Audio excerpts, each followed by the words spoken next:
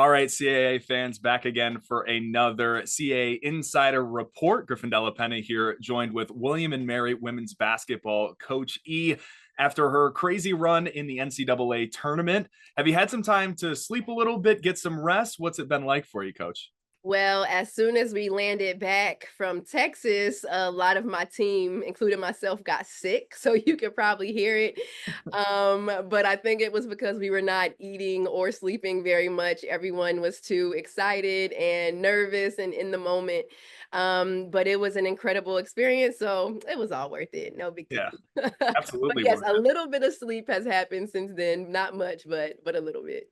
Well, good. I'm glad. You definitely deserve it, the tribe. A crazy run. And before we talk about your experience in Austin, Texas, we'll go back to Washington, D.C. for the CAA tournament where you ran the table. 4 games, 4 days. You got it done. I've heard from like the player perspective on how, it's really hard to play with not having a lot of rest. But as a coach, how did you get your team ready for those games? Yeah, it was very difficult just because we were thinking about their fatigue. We were not going very deep in our bench for the tournament, and we knew that those heavy minute players would be feeling it.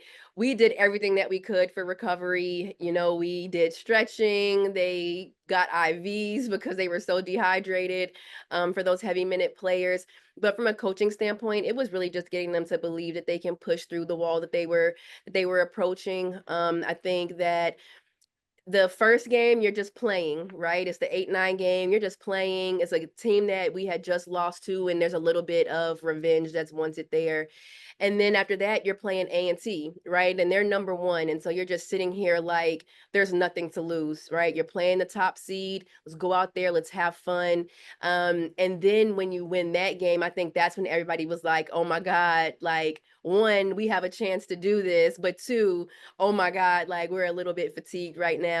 And so we just talked a lot about just like pushing through that your bodies are more resilient than you think they are. Like your mind quits before the body, like everybody says that. And so we were just like, you're not tired. You could be tired tomorrow. That was literally before in the middle of every game. I said, you don't have time to be tired today. You could do it tomorrow and we'll figure it out. And we kept saying it, tomorrow kept coming. And I'm like, if we win the championship, we're gonna be off tomorrow, right? So Right. we can rest tomorrow. But it was just doing what we could to kind of shift their mindsets and get them to understand that we could do something really special. And if they just fight through a little fatigue and stick together, then we have a chance. You had a lot of great quotes throughout the CAA run and then even in March Madness. But my favorite one was anything can happen in March. When you're trying to pitch that to your team, what was that experience like? Was it very quick for them to buy in and have that faith that they could run the table and win the CAA, or did it take a little bit? Yeah, so we actually didn't talk about winning a CAA championship at all. Instead, we just talked about one more game. That was it. I have really smart student athletes here at William and Mary. They tend to overthink and be perfectionists and hold a bit of anxiety, because of that. And so I didn't want to make this like this big thing, this big dream that is hard to attain, especially when we hadn't won in the last 7 games or whatever, right? And so it was hard to be like, all right, guys, let's just figure it out and let's go win a CAA championship, right? Every single day we talked about one game. We said when we played Hofstra, it was like, hey, we have a game today. Let's win this game, right? And then when we beat them, it was like, all right, we have a game tomorrow. We play A&T. And that stayed with us and consistent all the way until the championship game. We did not say before that game, like, all you guys got to do is this, and we're going to win a championship, right? It was, this is what we have to do to win this game on this day. This is one more game that we have, right? Like, this is what we got to do to win that game. And I think like having that laser focus really helped us. The task did not seem daunting. It looked very attainable because of that. And so we as coaches are like, it's March, like let the madness begin, right?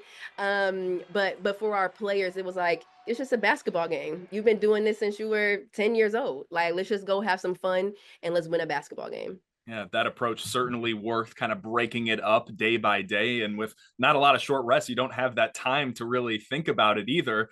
Works out, you win the CAA title, first one in program history. And then it's another quick turnaround to go to Austin and play in the first four. What was the support level like from the William and Mary community to rally up the troops and get down there to Texas? I must say it started with our president, President Catherine Rowe.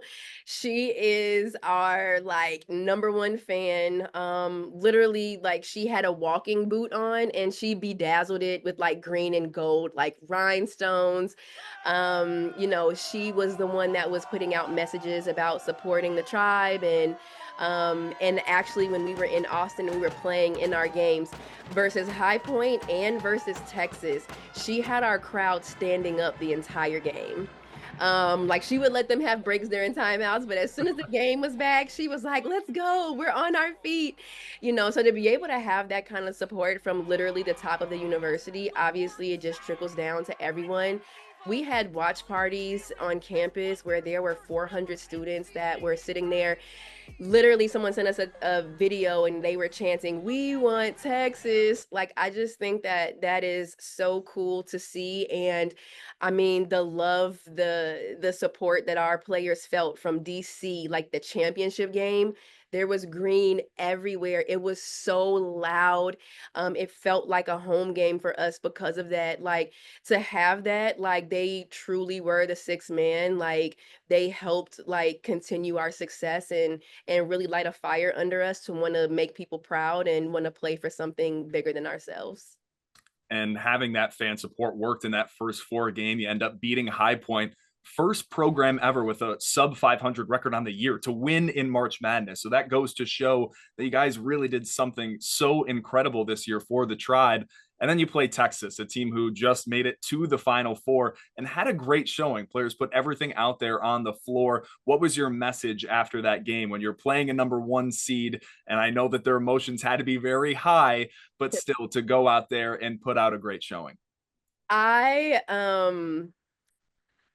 my friends and circle will know in certain situations like I feel awkward and so I just kind of make a joke to lighten the mood, right? And so we're about to play Texas and obviously everybody's like, this is Texas, like this is a team that it could contend for a national championship.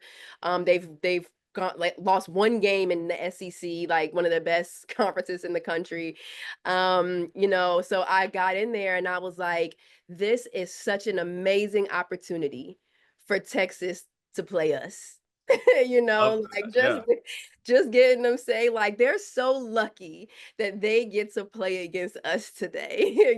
Like I hope they enjoy this experience, right? And everybody just kind of laughed and I think that that just relaxed the mood before we went into the game. Obviously we wanted to have a good showing, right? We wanted to compete. We had seen all the other scores of the 116 games and 215 games of that day. And we were like, okay, like we want to be able to score more than this. We want to be able to show that we can do this. But more than anything, they wanted to show that they were not afraid of anything or anybody. And I think that's what I was the most proud of. Like, even after the game, I'm like, how can I be upset? We came in at Texas, we competed, we had fun, and more than anything, we showed that we were fearless, and that just made me extraordinarily proud. And to now have this as almost a building block for your program moving forward, trying to set this new standard for William and Mary women's basketball. Where do you guys go from here for this program moving forward? Again, very early in your coaching tenure that you're having this success and doing things that have never been done with this program. Yeah, I think that's great, but I don't want to be someone that is just here and like at one point did, really good things. Like I want to figure out how to sustain success here at William and Mary. I love this place. I love my administrators. I love our president. I love our university, and I want to continue to make them proud of our women's basketball program. And that doesn't always have to do with championships, right? It also has to do with the development of our young women But I do want to make sure that we sustain some kind of success. Like, I want people to look at William and Mary and know that we're a team that can be at the top of the league year in and year out, right? And this year we showed that we were like 8-2 on the season in the CAA to start, and we took a slide because we hit some adversity and we couldn't stop the spiral, right? But I want people to believe that we can be there, and we can be there every year, and it's not easy. Like, this is a very tough league. We have incredible coaches that recruit really good players. But that's my goal for this program for however long I'm blessed to be here. Like, I just want to make sure that we are showing that we can sustain success both on the court and off the court. You pitched me perfect into my next question about how good this league is, that a 9 seed can run the table and make it to the championship game and win it. So how does that win for you guys, again, show the rest of the country that the talent in the CAA is amazing, the coaching is amazing, the support across the board is so great, to again solidify the CAA as one of those top mid-major programs? Yeah, so I mean, we were the 9 seed, and that was the lowest seed that won the championship. However, since I've been in this league, the 7 seeds were the ones that won it, right? And so I think what that says in a nutshell is that this league is very competitive and matchups matter, right? Like, you can play against anybody in the league and you can win on one day, you can lose on the other day, right? Like, you have to show up and you have to work every single day. There's nobody on the schedule that you will ever play that's like, oh, we know we're going to beat them. We're going to beat them. Like, it doesn't work like that in this league, right? Like, you have to show up every single day, but also, like, everyone knows you have to get hot at the right time, right? You have to believe at the right time. And I think that's what our team showed this year. I think that's what Drexel showed last year when they won it. And in my first year, that's what Monmouth showed. Everybody got hot at the right time. They found their mojo, their spark, their fire, whatever it is they want to call it. And they were able to do some really great things. So if you're at the top, you always got to compete. And if you're at the bottom, you can never quit. And if you can do that, then special things happen. It is a great recipe for success. And now that you've been back in Williamsburg a little bit of time, I know that the players have gotten great support. They're throwing out the first pitch at the baseball game. And how is it great for William and Mary, even a few weeks after now your experience in March Madness, to still show support and show how this accomplishment was such an amazing thing to continue to build your guys' brand? The support since we've been back has just been crazy. When we got back from the CAA tournament, we came back to like 100 people just standing outside of Kaplan Arena waiting for us to come back. And they wanted to see the trophy come off the bus and everybody have their t-shirts on. We were able to go to the baseball game. We were able to sign autographs. People are begging us for a banquet. We're trying to figure out how to squeeze that in on top of giving them time to rest. Transfer portal opened up as soon as we got back. Just getting everything situated. So it's been a lot. However, I think that the people of William and Mary deserve this just as much as our players do.